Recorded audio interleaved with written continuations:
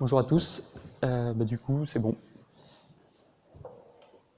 Alors, bonjour à tous, je me présente, je suis Jean-Baptiste Courty, je suis un passionné de cinéma je suis actuellement donc, en Master 2 à Digital Campus La Beige, où je prépare donc un titre d'expert en stratégie digitale. Passionné de cinéma parce que j'ai pu écrire des scénarios de courts-métrages et réaliser des courts-métrages. J'ai travaillé dans la production de cinéma. Et notamment pour certains boîtes de production pour lesquelles j'ai pu lire, analyser et évaluer des scénarios qui ont été ensuite des films en salle. Mais avant de commencer, de vous expliquer mon projet de start-up, je voudrais vous demander qui est selon vous le plus grand scénariste de tous les temps. C'est Dieu. Les enfants de 2 ans. Ouais. Alors Dieu n'est pas mauvais pour la mise en scène. Alors pour nous, en fait, le plus grand scénariste de tous les temps, c'est Victor Hugo. Pourquoi l'auteur de Notre-Dame de Paris? Parce que Victor Hugo, il a réussi à faire du cinéma avant que le cinéma n'existe. Il a si bien su traduire ses idées qu'on pouvait les voir en le lisant devant nos yeux. Donc on s'est penché sur les problèmes auxquels sont confrontés les créateurs, depuis l'angoisse de la page blanche, la difficulté à commencer, la longueur du processus créatif depuis les idées à l'écran, l'isolement et le manque d'encouragement tout au long du processus du cycle de vie d'un projet de film, et pour en citer aussi quelques-uns, la difficulté à communiquer ses idées et à obtenir des retours qualifiés. Non seulement le scénariste doit raconter des histoires, mais en plus de cela, il doit savoir les communiquer pour embarquer des gens avec lui, et notamment à travers l'exercice périlleux du pitch. Du coup, je suis heureux de vous présenter Shower. Shower, c'est quoi? C'est une base de données d'idées de films. De la même manière que IMDb recense toute l'offre de cinéma mondiale, nous voulons référencer toutes les idées qui pourraient donner des films. Du coup, ça se présenterait en fait de la manière suivante. Donc ça, c'est un sketch note de Cyril François qui l'a fait suite à notre discussion autour du projet. On peut voir donc on peut soumettre des idées donc sur la base de données. Nous, en fait, on veut s'adresser à des scénaristes émergents. Pour commencer, on va dire, qui vont pouvoir générer pas mal d'idées. L'objectif étant de pouvoir vendre l'accès à la base de données à des producteurs ensuite. Vous allez me dire une base de données d'idées très bien, mais c'est quoi juste une idée? Un jeune homme s'introduit dans une banque, il tire quelques coups de feu, il est arrêté par les policiers, envoyé en prison dans laquelle il retrouve son frère qui va tout faire pour aider à s'échapper. Voilà une idée simple qui donne Prison Break. Voilà, et du coup, est-ce qu'on peut se demander, est-ce qu'une idée qui a été déposée sur la version alpha de la plateforme qui dit qu'un jeune homme tombe amoureux d'une jeune femme sur une publicité et fait tout pour la rencontrer en vrai, ne pourrait pas inspirer un réalisateur d'aujourd'hui? Pour l'heure, du coup, on a un petit formulaire donc, qui permet de récolter des idées. Donc on en est vraiment au premier stade. Pour donner un peu plus de validité par rapport à cette idée, on a mené une petite étude auprès de personnes qui avaient montré une sensibilité artistique. Cela nous a permis de voir, de mettre à jour la donnée des 3/4 des personnes qui notent leurs idées, donc qui est très importante pour nous. Et ensuite, ils affirment qu'ils déposeraient 1 ou 2 idées par jour sur la plateforme, ce qui fait une somme de 500 idées par an par utilisateur, que nous aurons pour mission de modérer, référencer et évaluer. Enfin, 83% affirment que si une solution en ligne leur permettait de recueillir leurs idées, les sauvegarder et les classer par thème ou par projet, ils seraient utilisateurs de ce service. Alors on n'est pas tout seul sur ce marché, on peut citer Paper2Film qui est un acteur émergent qui a vu le jour il y a quelques mois, qui est une plateforme de mise en relation entre scénaristes et producteurs, et aussi les logiciels d'écriture tels que Wattpad qui permettent à des amateurs, à des écrivains amateurs de trouver une audience en ligne. Je ne suis pas tout seul pour ce projet, je suis avec Benoît, donc c'est le cinéma qui nous a rassemblés. Benoît est un auteur scénariste qui nous permet de vraiment garder les utilisateurs finaux, les créateurs au centre du projet. Il a notamment été dernièrement script docteur sur Willan, l'adaptation du roman à succès de Pierre Bottero. Pour finir, du coup, Shower, on en est à un MVP, donc on va essayer de mesurer l'attraction utilisateur via le formulaire qui est en ligne que vous pouvez aller consulter. Je vous invite à déposer les 2-3 idées que vous avez eues, car on est convaincu que tout le monde peut avoir des idées. Après, tout le monde ne va pas forcément monter un scénario à partir de ses idées, mais on veut vraiment que tout le monde puisse poster des idées qu'ils aimeraient voir à l'écran. Et pour terminer, on ne veut pas louper le Victor Hugo de demain. On veut vraiment lui donner un espace d'expression où il pourra partager ses idées, sa vision, et qui sait peut-être demain inspirer un film que vous verrez en salle. Merci pour votre attention.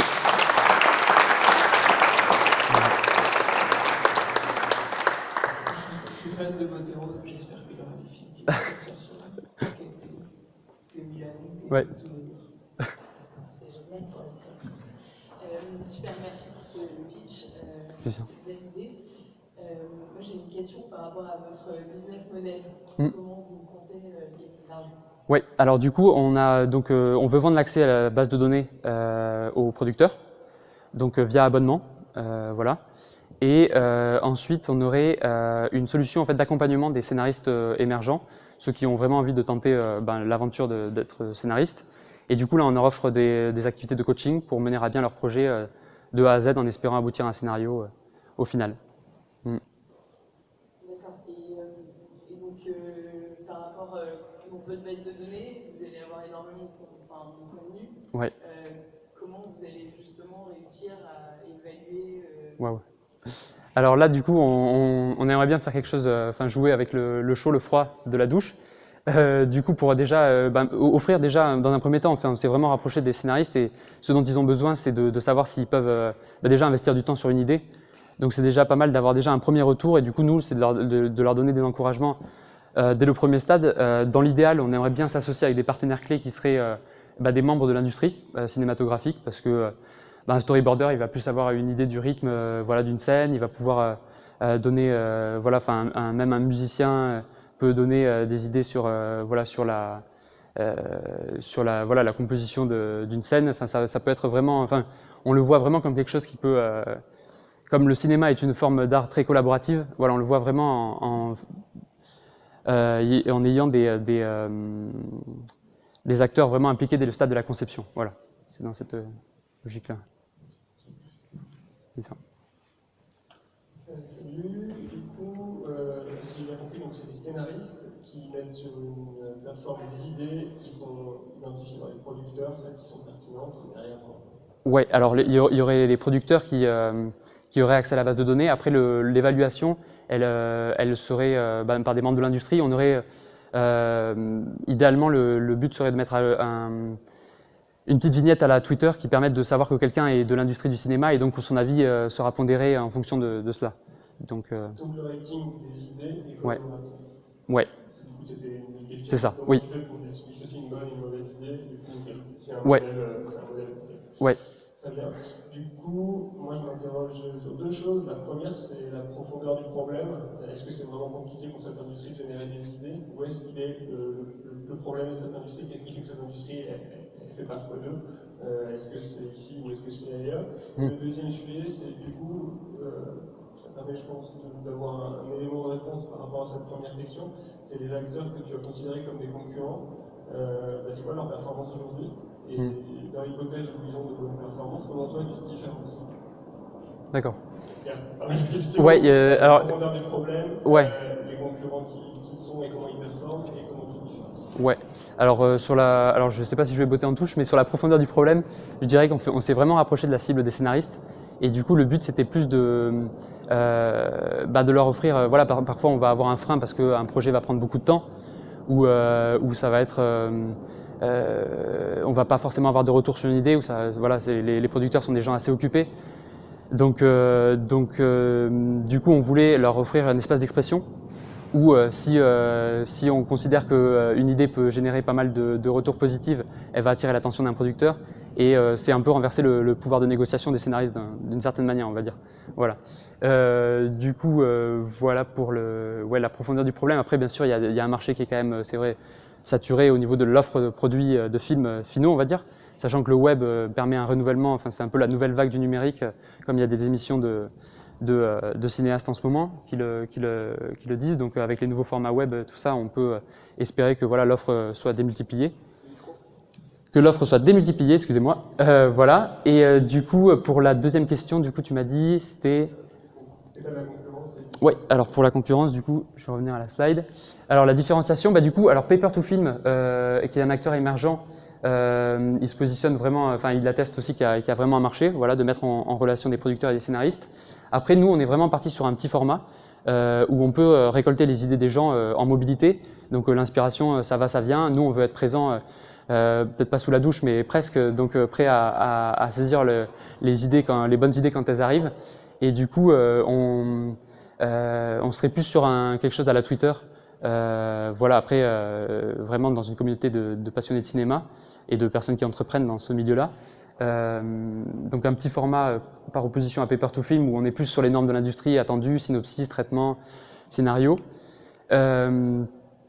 Et par rapport aux outils, après, disons qu'on aimerait bien après aider l'idéal, enfin la vision, c'est vraiment de pouvoir aider les scénaristes à mettre bout à bout leurs idées et d'aboutir à une œuvre finale sur notre plateforme. Ouais. Déjà pour rebondir sur cette question, pardon. Juste pour faire le lien, parce que tu nous as dit que le business model était concentré sur les producteurs et la souffrance, elle est du côté des scénaristes, c'est-à-dire ils ont besoin de s'exprimer. Donc, est-ce que vraiment un producteur payerait pour avoir accès à cette base de données? Alors les producteurs, c'est un peu ils sont pas mal sollicités. C'est vrai que c'est eux qui ont l'argent. Après, c'est vrai que ça va varier d'un marché à l'autre. Enfin, le marché français, les producteurs, enfin un film, il faut savoir qu'un film est déjà financé avant de voir le jour, enfin avant d'être en salle. Le film est financé, donc c'est le modèle français. Il y a d'autres modèles américains qui sont un peu plus, voilà, où là il y a une prise de risque réelle autour des idées, des projets, des idées à l'origine du projet de film. Donc est-ce que c'est les producteurs après il faut on a du boulot à faire pour aller sonder les producteurs, c'est vrai, de ce côté-là, ouais, c'est sûr, ouais.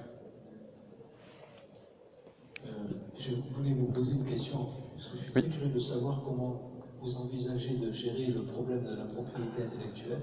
Alors c'est peut-être très tôt pour poser la question, mais je vais la poser quand même, et c'est un sujet extrêmement vaste. Je vais prendre un exemple, celui du droit d'auteur. Comment vous pouvez vous assurer qu'une idée qui est déposée, c'est une idée originale et qui n'est pas, par exemple, déposée quelque part, qui appartient à quelqu'un d'autre, et vous préserver d'éventuels litiges qui peuvent venir. Oui, alors la question des droits d'auteur, bien sûr, on se l'est posée. Alors, sachant qu'on ne peut pas déposer de droit sur une idée, donc c'est pour ça que là, c'est là où l'étalon un peu idée qu'on a choisi, plutôt que de se concentrer sur toute une histoire en scène. Enfin, on ne peut pas protéger une idée, donc du coup, on reste sur un schéma un peu plus, comment dire, ouais, l'idée, elle n'est pas protégeable en soi. Et du coup, nous, ce qu'on va chercher à faire, c'est pouvoir rassembler des idées petit à petit. Ouais, excusez-moi, j'ai un peu du mal à vous expliquer. Comment expliquer Ouais, le Joker. Non. Donc l'idée n'est pas protégeable. Du coup, quand vous arrivez sur la plateforme, donc vous pouvez rentrer l'idée. Nous, on va bien sûr mettre en garde les scénaristes qui nous déposent leurs idées, en leur disant que bon, on peut leur garantir l'antériorité de leur idée. Voilà, si quelqu'un d'autre venait à reprendre l'idée derrière. Donc ça déjà, ce sera voilà une mise en garde. Après, on n'est pas une solution. Enfin, pour l'heure, on ne s'est pas renseigné par rapport à soumettre les droits. Voilà, à soumettre, à avoir comment on dit, à développer une activité de droit d'auteur, enfin où on aurait les droits sur ce qui est mis sur la plateforme. Du coup, je perds un peu le fil. Excusez-moi. Ah oui, c'est un sujet clairement. Oui. Donc voilà. Et après, pour votre autre question sur est-ce qu'une idée n'a pas déjà été utilisée, du coup là, ce qu'on peut se dire. Alors après, bon, on a sondé les scénaristes aussi qui nous ont dit que tout a déjà été fait, tout n'est que refait. Donc après, on peut se dire bon, on est là pour favoriser la créativité. Donc on n'est pas là pour, à ce stade de l'idéation, on est plus sur du développement, une effervescence d'idées. En fait, voilà, ce qu'on veut arriver à créer, c'est une effervescence d'idées. Et pas vraiment se soucier peut-être de voilà, ce qui va être bankable, même si ça rentrera bien sûr en ligne de compte, mais on est plus à construire des bons scénarios qui peuvent être réalisés, qui vont intéresser des réalisateurs, des producteurs. Voilà, donc, mais c'est un sujet, ça c'est clair. Ouais. Voilà. Bon, merci, je vais faire vite parce que c'est presque fini. Merci pour le pitch. Je trouve le produit très rigolo. Moi, je vois plutôt le côté game, comme de noter ses rêves ou des trucs comme ça. Après, je voulais dire quelque chose à Kevin. J'ai hésité. S'il vous plaît, ne regardez pas les slides derrière vous quand vous faites le pitch. Chaque fois que vous le faites, je décroche de ce que vous dites. Donc, c'est ultra difficile pour moi. Et si vous plaît, regardez pas les slides.